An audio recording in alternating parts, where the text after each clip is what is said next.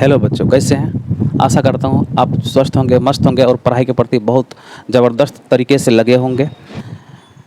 जैसा कि आप स्क्रीन पर देख रहे हैं कि आज का जो हमारा फिजिक्स का नया लेसन है, बल तथा गति का नियम। तो आज हम बल और गति के नियम के बारे में पढ़ने वाले हैं और जानने वाले हैं बल क्या है, गति का नियम क्या है। तो सबसे पहले इस लेसन में आपको बल के बारे में जानना होगा कि बल क्या होता है। तो बल के बारे में अगर जानने का प्रयास कीजिएगा तो आपको गति के संबंध में जितने भी नियम होते हैं और बल से रिलेटेड मतलब बल से जोड़ करके जो उसका गति का नियम बनता है उसके बारे में आपका सारा कॉन्सेप्ट क्लियर हो जाएगा। तो सबसे पहले आप समझिए बल क्या होता है।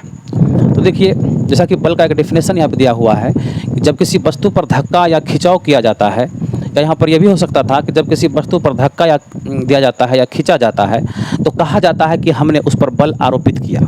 यानी कि कोई भी वस्तु हो, हमारे आसपास कोई भी वस्तु हो, ठीक है, उस वस्तु को अगर आप धक्का देते हैं या उस वस्तु को अपनी ओर खींचते हैं तो समझा जाता है कि हमने उस पर क्या लगा दिया, बल लगा दिया। तो बल का लगाना, बल का होना धक्का या खिंचाव पर ही डिपेंड करता है, क्योंकि आप किसी भी वस्तु पर धक्का देंगे या उसको अपनी ओर खींचेंगे तो कहीं ना कहीं वो अपने स्थान में परिवर्तन करेगा। चाहे आपसे वस्तु दूर जाए, चाहे आपके नज़दीक आवे। अगर आप धक्का दे रहे हैं तो वस्तु आपसे दूर चला जाएगा, अगर खींच रहे हैं तो आपके अपनी ओर वस्तु आएगा। तो कहने का मतलब हुआ कि जब आप धक्का देते हैं या खींचते हैं किसी वस्तु को तो उसके पोजीशन में, उसके स्थान में या तो परिवर्तन हो जाता है या परिवर्तन होने का प्रयास करता है, चेष्टा करता है। तो इसलिए जिसके वजह से उसमें स्थान परिवर्तन करने का गुण आया या स्थान परिवर्तन का कंडीशन आया, सिचुएशन आया, जिसके वजह से, उसी वजह का नाम है बल, उस कारण का नाम है बल। अगर हम किसी चीज़ को धक्का देंगे या खींचेंगे तो कोई तो कारण रहा होगा ना, जिसके वजह से वो आगे पीछे कर रहा है या अपने पोजीशन को चेंज कर रहा है। कोई तो वजह जरूर रहा होगा, तो उस वजह का ही नाम है बल। उस वजह का पहले नाम नहीं था, कुछ भी नहीं था। तो न्यूटन के अनुसार जब किसी चीज़ को धक्का देते हैं तो उसका कोई ना कोई वजह होगा, धक्का देने का वजह होगा ना, जिस वजह से उस पर धक्का लगता होगा। या खींचते ही हैं तो खींचने में कोई ना कोई उसका तो वजह रहा होगा, कारण रहा होगा। उस कारण को, उस रीजन को, जिसके वजह से उस पर धक्का लगा, जिसके वजह से वो अपनी ओर खिंचाया, उसको ही बल कहा जाता है। तो बल एक भौतिक कारण है, अथवा में एक और डेफिनेशन आप देख सकते हैं, लिखा है कि बल वह भौतिक कारण है। यहाँ पर भौतिक कारक भी कह सकते हैं आप, फैक्टर, भौतिक कारक भी कह सकते हैं। कारण भी, किसी बुक में कारण भी लिखा रहता है, किसी बुक में फैक्टर भी लिखा रहता है, दोनों सही है। तो बल वह भौतिक कारण है या कारक है जो किसी वस्तु पर लगकर उसके स्थान को बदल देते हैं। बिल्कुल सही।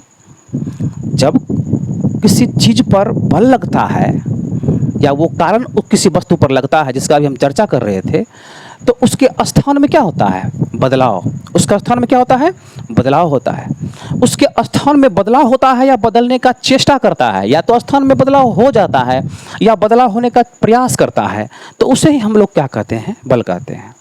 इसका मतलब हुआ कि बल लगाने पर किसी वस्तु पर उसके स्थान में परिवर्तन या तो हो जाएगा या होने का प्रयास करेगा, यही ना, तब वो क्या कहलाएगा, बल कहलाएगा। एग्जाम्पल में आप देख रहे हैं, लिखा हुआ है कि क्रिकेट बॉल पर धक्का मारने पर बल के कारण ही वह गतिशील हो जाता है। बिल्कुल सही। क्रिकेट का बॉल हो कि कोई भी बॉल हो, जब तक उस पर प्रहार नहीं होगा, जब तक कि बैट से क्रिकेट बॉल पर प्रहार नहीं किया जाएगा, तब तक क्या उस वस्तु में गति आएगा, नहीं आएगा। तो जब किसी वस्तु पर जो है हम लोग धक्का देते हैं तो उस गेंद में, वस्तु को छोड़िए, जब किसी गेंद पर हम प्रहार करते हैं तो प्रहार के कारण उस पर क्या लग जाता है, एक बाह्य कारण, बल लग जाता है। उस बल के वजह से गेंद क्या चीज में आ जाता है, गति में आ जाता है।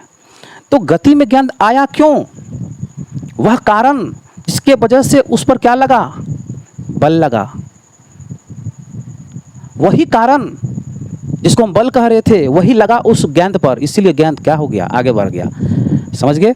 उसी को हम लोग क्या कहते हैं, बल कहते हैं।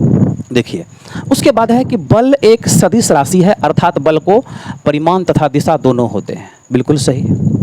देखिए, बल एक ऐसा राशि है, हम वन लेसन में भी आपको पढ़ाए हुए हैं कि बल में परिमाण तो होता ही है, साथ ही साथ दिशा भी होता है। बल में परिमाण होता है, परिमाण मतलब होता है उसका वैल्यू, जैसे कि अगर हम कहेंगे 5 न्यूटन का बल लगाएंगे, तो 5 न्यूटन में 5 क्या है, बल का परिमाण है, क्योंकि संख्यात्मक जो मान होता है किसी भी राशि का वो उसका परिमाण बताता है, वैल्यू बताता है। न्यूटन क्या है, उसका मात्रक होता है। तो परिमाण तो भौतिक राशि में होगा ही ना, उसका वैल्यू कुछ ना कुछ तो होगा ही। तो जब किसी राशि में परिमाण के साथ साथ दिशा भी होता है, अब यहाँ पर दिशा का बात देखिए, अभी आपने क्या पढ़ा कि जब किसी वस्तु पर धक्का दिया जाएगा, तो स्वाभाविक बात है किसी वस्तु पर धक्का दिया जाएगा, जिस ओर धक्का दिया जाएगा उसी ओर न वो जाएगा, उसका दिशा फिक्स है कि नहीं। ऐसा होगा कि हम वस्तु को धक्का आगे मार रहे हैं लेकिन आकर के पीछे हमारे मुँह पर लग जाएगा, ऐसा तो नहीं होगा, ऐसा नहीं होगा। अब विशेष सिचुएशन में हो सकता है कि बल लगाए कोई चीज़ से टकरा गया तो वापस आ गया, लेकिन प्रारंभिक स्थिति में जब किसी वस्तु पर आप बल लगाते हैं, अगर मान के चलिए कोई गेंद है, मान के चलिए कि कोई गेंद है, देखिए मान के चलिए कि कोई गेंद है, इस गेंद पर अगर आप बल लगाएंगे, इस गेंद पर अगर बल लगाएंगे, इधर से इस प्रकार से धक्का देंगे, ठीक है, फोर्स क्रिएट करेंगे, तो इस गेंद की जो दिशा होगी किधर होगी, इधरे ना होगी, आगे की ओर। अगर हम इस वस्तु पर बल उस तरफ लगा रहे हैं तो उसकी दिशा तो फिक्स है ना कि उधर ही जाएगी, ये गेंद इधर तो नहीं आना शुरू कर देगा। इसका मतलब हुआ कि बल जिधर भी लगता है, जिस वस्तु पर भी बल लगता है, उस बल की जो डायरेक्शन होती है वो फिक्स होती है। डायरेक्शन का कुछ निश्चित वैल्यू होता है, डायरेक्शन का मान्यता होता है बल में। आप किसी भी दिशा में बल लगाइए, जिस दिशा में वो बल लगेगा उसका दिशा फिक्स होगा, कि जिस दिशा में जाएगा उसी दिशा में वो जाते रह जाएगा। हाँ, किसी कारण बस उसकी दिशा में बदलाव हो सकता है, वो अलग बात है, लेकिन हम ये कहना चाहते हैं कि जिस डायरेक्शन में आप किसी चीज़ पर बल लगाइएगा तो उसका डायरेक्शन वही होगा, निश्चित डायरेक्शन होगा, उधरे वो बल लगेगा। तो ऐसा कभी नहीं होगा कि हम बल लगाएंगे और दिशा न हो, दिशा को इंडिकेट ना करे, ऐसा नहीं हो सकता।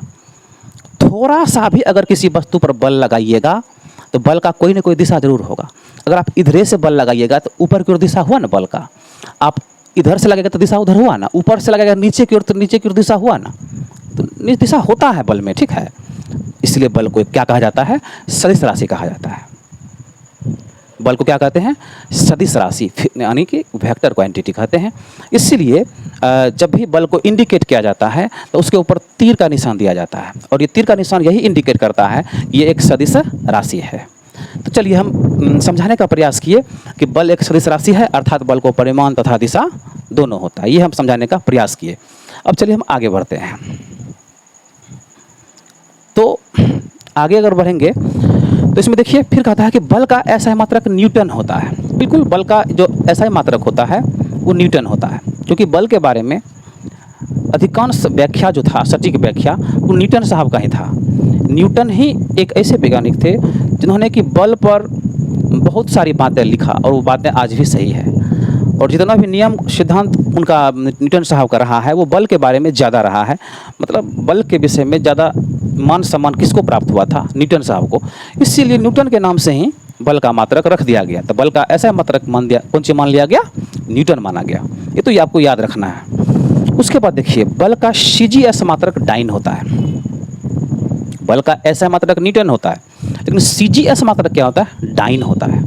अब CGS मात्रक के बारे में आपको पता होगा कि जब किसी भौतिक राशि को, जैसे कि हो गया लंबाई को सेंटीमीटर में, द्रव्यमान को ग्राम में और समय को सेकंड में मापा जाता है, तो उसे कहा जाता है CGS मात्रक। CGS मात्रक ऐसा मात्रक से पहले ही आया था, समझ गए।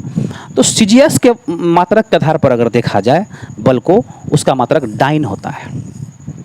अब थोड़ा सा न्यूटन और डाइन में अंतर आपको दिखा देते हैं, क्या दोनों में डिफरेंस है, क्या संबंध है, ये भी आपको हम बताएंगे।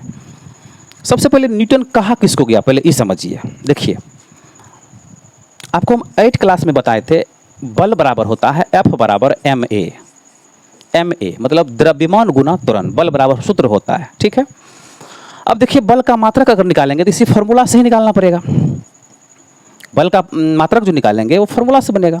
तो द्रव्यमान का मात्रक kg होता है, ठीक है, और त्वरण का मात्रक होता है मीटर प्रति सेकंड स्क्वायर, मीटर प्रति सेकंड स्क्वायर। तो इस प्रकार से बल का मात्रक बन जाता है kg मीटर प्रति सेकंड स्क्वायर। ये हो गया बल का मात्रक। केजी मीटर पर सेकंड स्क्वायर क्या हो गया, तो बल का मात्रक। इसी केजी मीटर पर सेकंड स्क्वायर को बाद में एसआई पद्धति के अंतर्गत, एसआई सिस्टम के अंतर्गत इसी केजी मीटर पर सेकंड स्क्वायर को न्यूटन कह दिया गया था, न्यूटन माना गया था, न्यूटन। इसको शॉर्टकट में एन से इंडिकेट किया जाता है, समझ गए। तो केजी मीटर पर सेकंड स्क्वायर को ही बाद में क्या नाम दे दिया, न्यूटन नाम दे दिया, और तब से हम लोग एसआई मात्रक कहने लगे न्यूटन। इसलिए अगर ऑब्जेक्टिव में आपको पूछा जाए कि एक न्यूटन बराबर कितना होता है, तो आप कहोगे कि एक न्यूटन बराबर होता है 1 केजी मीटर प्रति सेकंड स्क्वायर, क्योंकि 1 केजी मीटर पर सेकंड स्क्वायर को ही 1 न्यूटन कहा गया था। तो ये तो हो गया, देखिए एमकेएस सिस्टम के आधार पर इसको बनाया गया है, क्योंकि देखिए एमकेएस सिस्टम में क्या होता था, द्रव्यमान को केजी में मापता था, लंबाई को मीटर में मापता था, समय को सेकंड में। तो एमकेएस के हिसाब से ये आपका मात्रक है, और उसको एसआई में चेंज कर दिया, हो गया कैंची न्यूटन, समझ गए। चलिए अब हम थोड़ा सा ये दोनों में संबंध जानते हैं, इसमें डाइन में और 1 न्यूटन में क्या संबंध है। देखिए इसको कैसे कन्वर्ट किया गया, दोनों में संबंध क्या है। चूँकि हम जानते हैं कि 1 न्यूटन बराबर होता है 1 केजी मीटर प्रति सेकंड स्क्वायर, होता है ना, ये होता है। तो ये एमकेएस सिस्टम में ना इतना होता है बल का मात्रक, एमकेएस सिस्टम में। उसी एमकेएस सिस्टम के अंतर्गत जो मात्रक होता था उसको न्यूटन में चेंज किया, मतलब ऐसा ही मात्रक जो है इसी को बाद में चेंज करके माना गया। अगर आप इसको सीजीएस में चेंज करोगे, इसको अगर सीजीएस मात्रक में चेंज करोगे तो देखो क्या हो जाएगा। तो जैसे कि ये 1 हो गया, और केजी मतलब हो गया 1 केजी। केजी मतलब होता है सामान्यतः 1 केजी। 1 केजी में कितना ग्राम होता है, 1000 ग्राम। 1 केजी में क्या होता है, 1000 ग्राम। केजी को आप ग्राम में बदल दो तो 1000 ग्राम लिखा जाएगा। उसके बाद मीटर है, तो मीटर को आप सीएम में बदल दो, तो मीटर मतलब 1 मीटर। मीटर का सीधा सा मतलब क्या, 1 मीटर। तो 1 मीटर को जब सीएम में बदलिएगा तो यहाँ पर 100 सेंटीमीटर हो जाएगा। उसके बाद समय है, समय तो सेकंड स्क्वायर में है ही, तो इसको आप रहने दो, सेकंड स्क्वायर में समय रहने दो, ठीक है। उसके बाद ये क्या हो गया, देखिए तो ये हो गया 1000 गुना 100, तो हो गया 1 पर 5 जीरो हो गया, ग्राम सीएम पर सेकंड स्क्वायर। इसको तो चेंज नहीं किया गया, वही रह गया। अब देखिए तो क्या हो गया, 10 पर पावर हो गया कितना, 5 ग्राम सीएम पर सेकंड स्क्वायर। ये हो गया सीजीएस मात्रक। तो 1 न्यूटन बराबर देखिए तो क्या आया हमको, 1 न्यूटन बराबर क्या आया, देखिए 1 न्यूटन बराबर आया 10 पर पावर 5 ग्राम सीएम पर सेकंड स्क्वायर। क्या आया, 1 न्यूटन बराबर 10 पर पावर 5 ग्राम सीएम पर सेकंड स्क्वायर, ये आया। इसी सीजीएस मात्रक को, सीजीएस मात्रक जो ये है, इसी को डाइन कहा गया था। तो 10 टू दी पावर 5 इसके जगह पर डाइन लगा दिया गया, क्या बन गया, डाइन। तब से हम लोग कहने लगे कि 1 न्यूटन किसके बराबर, तो 10 पर पावर 5 डाइन के बराबर, 10 पर पावर 5 डाइन के बराबर। तो ये होता है न्यूटन और डाइन में संबंध। इस प्रकार से आप ये बना के देख सकते हैं कि 1 न्यूटन बराबर 10 पर पावर 5 डाइन होता है तो कैसे होता है। चलिए समझ में आ गया होगा, हम आशा करते हैं। तो चलिए यहाँ पर आगे है कि 1 न्यूटन बराबर 10 पर पावर 5 डाइन, ये यहाँ तक क्लियर हो गया। चलिए हम अगला टॉपिक नहीं, इसी टॉपिक का अगला स्टेप हम लेते हैं, अगला स्टेप लेते हैं, ध्यान दीजिए। हम अभी बल के बारे में थोड़ा समझे हैं, अब हम बल के प्रभाव के बारे में जानते हैं, बल के इफेक्ट के बारे में जानते हैं। बल का क्या प्रभाव पड़ता है हमारे आसपास, रोज के लाइफ में बल का इस्तेमाल बहुत होता है, हम जानते हैं बल का खूब प्रयोग होता है। उस बल का क्या इफेक्ट है हमारे जीवन पर, या हमारे जीवन में, जीवन जीने में जो भिन्न भिन्न तरह की क्रियाकलाप होती है, कार्य होती है बल के द्वारा, उसके द्वारा कौन कौन सा इफेक्ट देखने को मिलता है, वही यहाँ पर लिखा हुआ है, देखिए। तो बल के प्रभाव, इफेक्ट्स ऑफ फोर्स। बल के द्वारा किसी स्थिर वस्तु को गतिशील किया जा सकता है, बिल्कुल सही। देखिए अगर बल लगाएंगे किसी स्थिर वस्तु पर तो उसमें स्थान परिवर्तन होगा ना, अभी बताए थे ना आपको कि जब किसी वस्तु पर आप बल लगाएंगे तो उसके स्थान में क्या होगा, परिवर्तन होगा। स्थान में परिवर्तन क्यों होगा, वो स्थिर स्थिर रहेगा ही नहीं, वो गति में आ जाएगा। गति में आएगा कोई वस्तु तब ना एक स्थान से दूसरे स्थान पर जाएगा, समझ रहे हैं ना। जब कोई वस्तु गति में आएगा तो एक स्थान से दूसरे स्थान पर जाएगा। तो सही तो बात है यहाँ पे कि बल के द्वारा किसी स्थिर वस्तु को गतिशील कर सकते हैं। कोई वस्तु अगर रखा हुआ है, उस पर जब तक आप बल नहीं लगाएंगे तब तक वो आगे कैसे बढ़ेगा, समझ रहे हैं ना। तो कहने का मतलब हुआ, इसमें कॉमन बात है, आप समझ गए होंगे। चलिए आगे बढ़ते हैं। बल के द्वारा गतिशील वस्तु के गति को तीव्र या मंद कर सकते हैं। एकदम सही बात है। बल लगाएंगे तब ना किसी गतिशील वस्तु का गति और बढ़ जाएगा, या फिर बल लगाएंगे तब ना अधिक गतिशील वस्तु का स्पीड घटेगा। कैसे? अब मान के चलिए कि आप साइकिल चला रहे हैं तो पैर से बल लगाते हैं ना, पैडल के ऊपर लगाते हैं ना, बिल्कुल लगाते हैं। जब आप बल ज़्यादा लगाने लगते हैं पैडल पर, तो पैडल बहुत ज़ोर ज़ोर से स्पीड चलने लगता है। तो उस समय पैडल ही स्पीड नहीं होता है, बल लगा रहे हैं पैडल पर, लेकिन साइकिल आपका रफ्तार पकड़ लेगा, है कि नहीं। पहले से ही आपका साइकिल गतिशील है माना कि, लेकिन जब आप बल बढ़ा दीजिएगा पैडल के ऊपर तो आपका साइकिल और स्पीड हो जाएगा। तो इसका मतलब क्या हुआ कि गतिशील वस्तु को बल लगा करके और बढ़ा सकते हैं उससे गति को। क्लियर है। अब अगर आपको रोकना हो तो आप ब्रेक मारोगे ना साइकिल में। साइकिल का ब्रेक जो होता है, जब ब्रेक आप दाबते हो तो वहाँ पर चक्का के पास जो रबर होता है, रबर जो है चक्का को दाबता है। और चक्का को जब रबर दाबता है तो घर्षण बल लगता है। घर्षण बल की वजह से ही वो चक्का गति से मंद में चला आता है, गति मंद हो जाता है। तो जब तक बल नहीं लगाएंगे तब तक वस्तु के गति में मंदपन नहीं, उसको स्लोली जो होता है वो नहीं हो पाएगा। मतलब कि जब किसी वस्तु पर बल लगाएंगे तो उसके गति को बढ़ा भी सकते हैं बल लगा करके, और बल लगा करके ही उसके गति को घटा भी सकते हैं। समझ गए बात। आगे, बल के द्वारा किसी वस्तु की गति की दिशा बदली जा सकती है। बिल्कुल सही बात।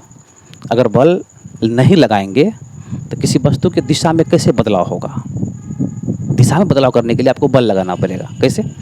अब मान के चलिए कोई बॉल है, उधर से बॉल फील्ड में बॉल बहुत स्पीड से आ रही है तो आप ऐसे करके पैर से मार दीजिएगा तो बॉल की दिशा उधर नहीं बदल जाएगा ना। दिशा कैसे बदला? आप बल लगाए गेंद पर तब तो उसका दिशा डायरेक्शन बदल गया। तो अगर आप साइकिलें चला रहे हैं, मान के चलिए आप सीधे जा रहे हैं साइकिल चलाते हुए, अगर आप बल नहीं लगाएंगे तो साइकिल का हैंडल कैसे घुमाएंगे आप। और जब तक आप साइकिल का हैंडल नहीं घुमाएंगे तब तक जो है डायरेक्शन चेंज होगा क्या? नहीं होगा।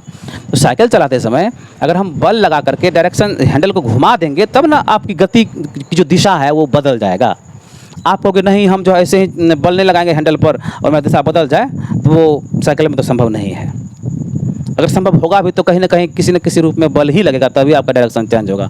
बिना बल लगाए हुए आप अपने साइकिल की गति की दिशा को चेंज नहीं कर सकते हैं। तो किसी गतिशील वस्तु की दिशा को आप क्या कर सकते हैं? चेंज भी कर सकते हैं। क्या करके? बल लगा के। समझ गए। अब आगे बढ़िए। बल के द्वारा किसी वस्तु की आकृति में परिवर्तन लाया जा सकता है। बिल्कुल सही है। अगर किसी रबर का एग्जाम्पल लें या स्प्रिंग का एग्जाम्पल है, तो स्प्रिंग को खींचिएगा बहुत ज़ोर से तो बड़ा हो जाएगा। यहाँ तो बल लगाना पड़ रहा है। अगर स्प्रिंग खींच करके हम उसको बड़ा कर रहे हैं तो बल नहीं लगा रहे हैं, फिर वापस अपनी मूल अवस्था में वो चला जाएगा। तो लेकिन उसके शेप को चेंज करने के लिए, स्प्रिंग का आकार बदलने के लिए बल लगाना पड़ रहा है ना। या किसी फूले हुए गुब्बारे पर बल लगाते हैं तो दब जाता है। तो दबता है क्यों? जब उस पर बल लगाए तब ना। तो किसी वस्तु की आकृति चेंज करना हो तो उस पर भी हमें बल ही लगाना पड़ता है। ये था दैनिक जीवन में बल के कुछ प्रभाव। ठीक है। अब बल के प्रकार की बात करते हैं। देखिए, बल के जो प्रकार होते हैं मुख्य रूप से देखा जाए तो स्पर्श बल होते हैं और दूसरे होते हैं अस्पर्श बल। बल के मुख्य दो प्रकार, स्पर्श बल और अस्पर्श बल। Contact force, non contact force. क्या है कॉन्टैक्ट फोर्स, क्या है नॉन कॉन्टैक्ट फोर्स, इसको समझने का प्रयास कीजिए। नाम से ही स्पष्ट है। देखिए, कॉन्टैक्ट मतलब क्या होता है? स्पर्श करना। फोर्स मतलब बल। अगर किसी वस्तु पर बल लगाने के लिए हमें कॉन्टैक्ट करना पड़ता हो, उसको छूना पड़ता हो, स्पर्श करना पड़ता हो, तो उसे कॉन्टैक्ट फोर्स कहेंगे। हम जहाँ भी मान कर चलिए कोई भी काम करते हैं, कहीं भी हम बल लगाते हैं किसी वस्तु के ऊपर, बिना कॉन्टैक्ट किए हुए थोड़ी ना बल लगा लेते हैं, नहीं ना लगाते हैं। जब तक छुएंगे नहीं तब तक उस पर बल कैसे लगाएंगे? अब इस मार्कर को उठाना होगा, मेरे हाथ से अगर उठाना होगा इसको, तो हम ऐसे करके कॉन्टैक्ट करेंगे ना, ऐसे करके छुएंगे तब तो ये उठेगा, बल लगाए तब ना उठाइए। तो बिना स्पर्श किए हुए इसको नहीं उठा सकते हैं। तो कोई भी काम करते हैं हम लोग बल का इस्तेमाल करके, तो हमको कॉन्टैक्ट करना ही पड़ जाता है ना। तो कॉन्टैक्ट करके अगर फोर्स लगाते हैं तो उसी को बोलते हैं कॉन्टैक्ट फोर्स। स्पर्श करके, छू कर अगर किसी वस्तु पर बल लगता है तो उसे क्या कहते हैं? स्पर्श बल कहते हैं। ठीक है। स्पर्श बल जो होते हैं मुख्य रूप से दो प्रकार के होते हैं। स्पर्श बल जो होते हैं कितने प्रकार के होते हैं? दो प्रकार के होते हैं। कौन कौन होते हैं? देखिए,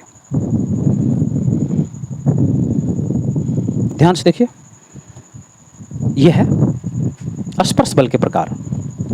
पहला है पेशीय बल यानी मसल्स फोर्स, दूसरा है घर्षण बल फ्रिक्शन फोर्स। दो प्रकार के बल होते हैं, समझ गए। तो जब किसी, देखिए पेशीय बल का पहले डिफिनेशन क्या दिया है, किसी जीवों द्वारा किसी वस्तु पर पेशियों द्वारा लगाए गए बल को पेशीय बल कहते हैं। सिंपल सी बात है, अगर हम अपने मसल्स के द्वारा, अपने हाथ में जो ये मसल्स है, देखिए हमारे हाथ में मसल्स है ना, ये सब मसल्स है, इस मसल्स के द्वारा अगर किसी वस्तु पर बल लगाते हैं तो वो पेशीय बल होगा।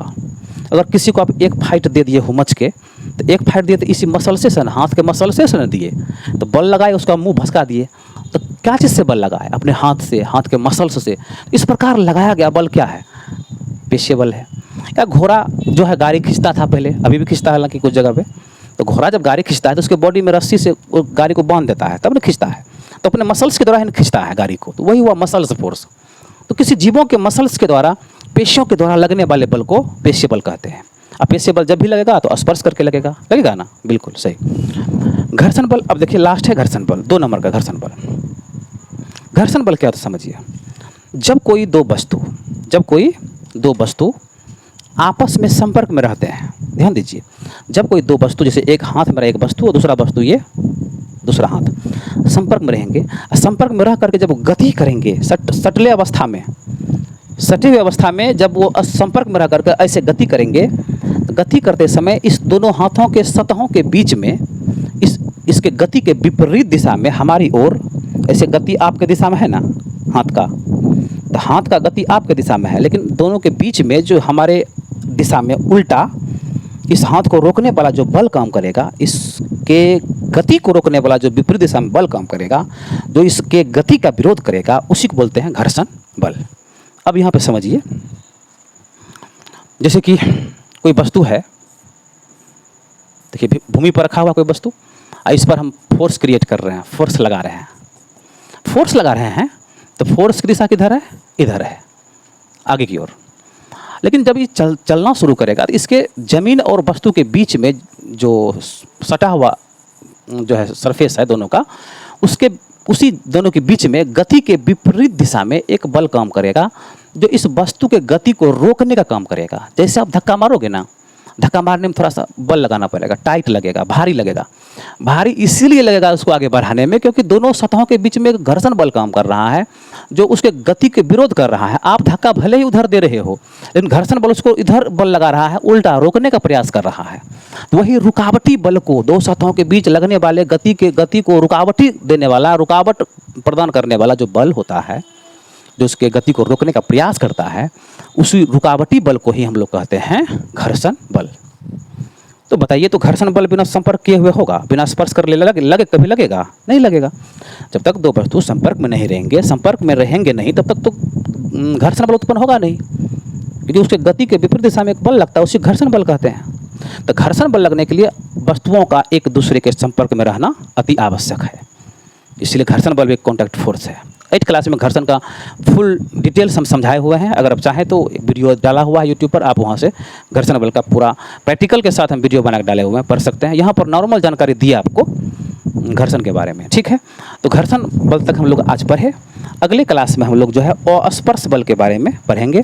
अस्पर्श बल कितने प्रकार के होते हैं और क्या होते नहीं होते हैं, इसके बारे में हम जानकारी प्राप्त करेंगे। तो आज का वीडियो यहीं तक। जय हिंद, जय भारत। सभी बच्चों को धन्यवाद। जय हिंद, जय भारत। धन्यवाद।